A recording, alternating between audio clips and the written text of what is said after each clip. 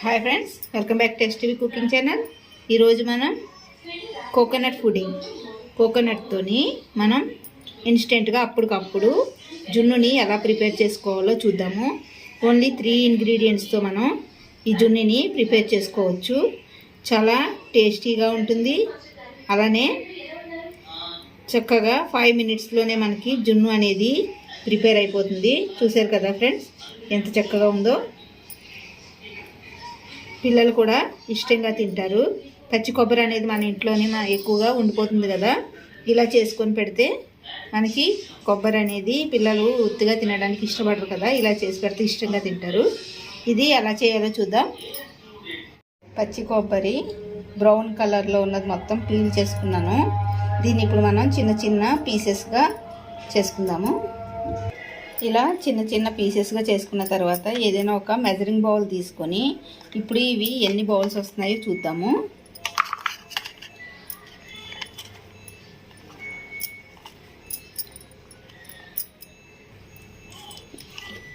ఇలా కొలుసుకున్న వీటిని మనం ఒక మిక్సింగ్ బౌల్లోకి వేసుకుందాము.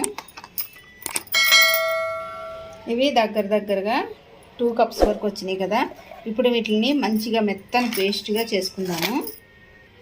ఇలా కొంచెం మిక్స్ అయిన తర్వాత మనం ఇందులోకి వాటర్ని యాడ్ చేసుకుందాము.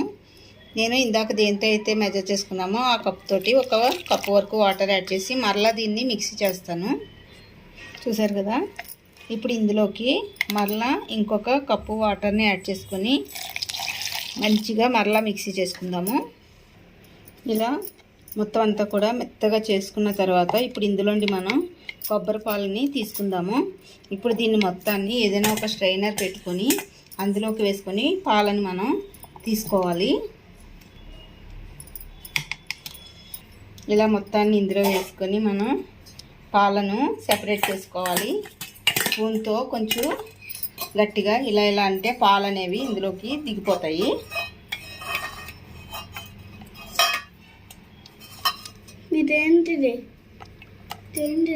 ఇలా పాలు మొత్తం ఈ స్పూన్తోని ఒత్తేసుకున్న తర్వాత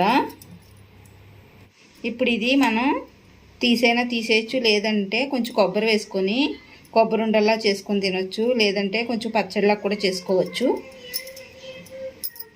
చూసారు కదా పాలు అనేవి ఎంత చిక్కగా వచ్చినాయో. ఇప్పుడు ఇందులోండి పాలు కొన్ని ఇందులో వేసేసుకొని వేరొక గిన్నెలోకి కొన్ని పాలను ఉంచుకొని ఇందులోకి కార్న్ఫ్లోర్ని మనం యాడ్ చేసుకుందాము. నేను ఒక 4 స్పూన్ల వరకు ఈ స్పూన్ తోటి కార్న్ఫ్లోర్ని యాడ్ చేస్తున్నాను. మొత్తం పాలలో మనం కార్న్ఫ్లోర్ వేసుకున్నామంటే అది గడ్డలు కట్టేస్తున్నాయి కాబట్టి మనం తక్కువ పాలు తీసుకొని అందులోని ఉండలు లేకుండా కలుపుకోవాలి.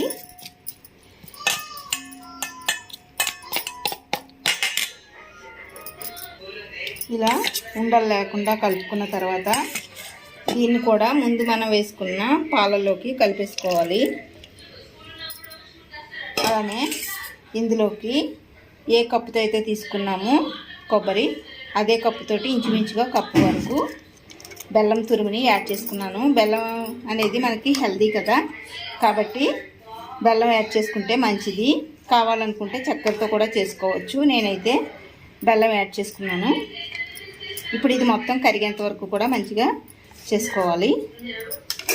మనం స్టవ్ వెలిగించుకొని మనం తీసుకున్న పాలను స్టవ్ మీద పెట్టుకొని నెమ్మదిగా నిదానంగా కలుపుకుంటూ ప్రాసెస్ని చేసుకోవాలి. ఇది దగ్గర పడుతుంది కదా, కార్న్ఫ్లోర్ వేసాం కాబట్టి తొందరగానే దగ్గర పడిపోతుంది. మంచిగా ఉండలు కట్టకుండా నిదానంగా ప్రాసెస్ మొత్తాన్ని చేసుకోవాలి.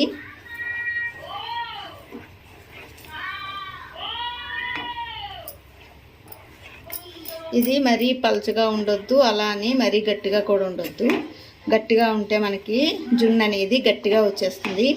అలా అని మరీ పలుచగా ఉంటే మనకి సాఫ్ట్గా వచ్చేస్తుంది.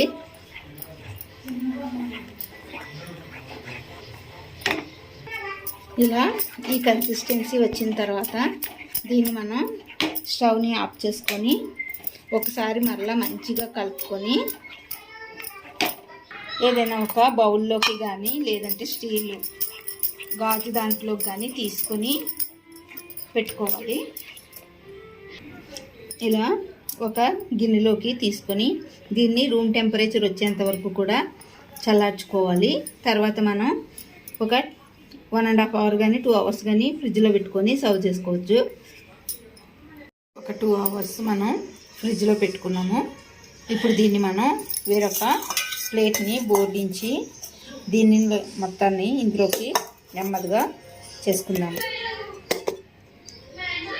చూసారు కదా ఎంత మంచిగా వచ్చేసిందో.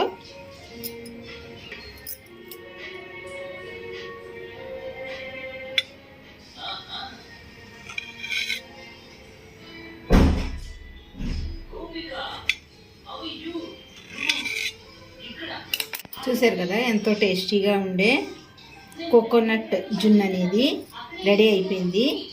ఇది చాలా టేస్టీగా ఉంటుంది.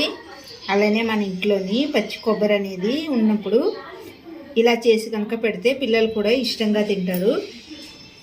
మీకు కూడా రెసిపీ నచ్చినట్లయితే లైక్ చేయండి ఫ్రెండ్స్. Thank you.